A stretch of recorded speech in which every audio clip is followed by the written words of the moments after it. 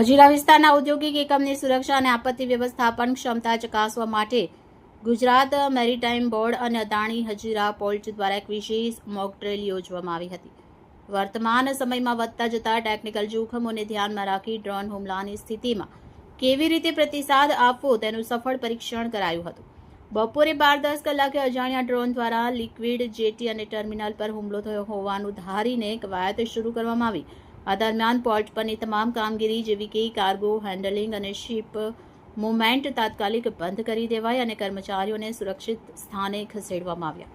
Mock drill દરમિયાન chemical cargo જહાજ પર હુમલાને કારણે હેવી એરોમેટિક કેમિકલ લીક થવા જેવી જોખમી સ્થિતિનું નિર્માણ કરવામાં આવ્યું હતું. આવી ગંભીર પરિસ્થિતિમાં વિવિધ એજન્સીઓ વચ્ચેના તાલમેલને ચકાસવા માટે જિલ્લા કલેક્ટરના વડપણ હેઠળ મ્યુચ્યુઅલ એડ ટીમોને સક્રિય કરવામાં આવી હતી. સમગ્ર પ્રક્રિયા અદાણી હજીરા પોર્ટના COO પંકજ ઉકેના માર્ગદર્શન હેઠળ પાર પાડવામાં આવી, જેમાં સુરત પોલીસ કમિશનર કચેરી, પ્રદૂષણ નિયંત્રણ બોર્ડ અને ઔદ્યોગિક સુરક્ષા નિયામક જેવા સરકારી વિભાગોએ પણ ભાગ લીધો હતો.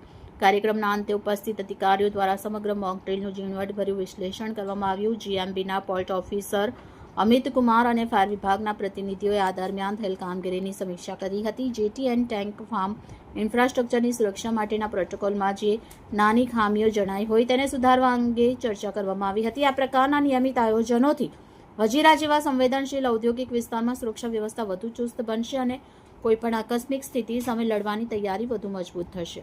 Bureau chief Sunil Ganjawala, bullet 26 Gujarat news, Surat.